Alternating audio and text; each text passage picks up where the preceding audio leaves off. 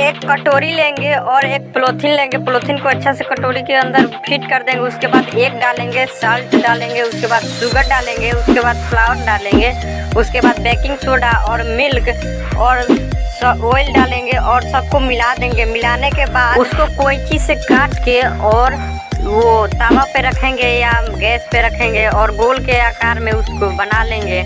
और जब पक जाएगा तो कुछ इस प्रकार से आपका और चटनी रख के मस्त खाएंगे।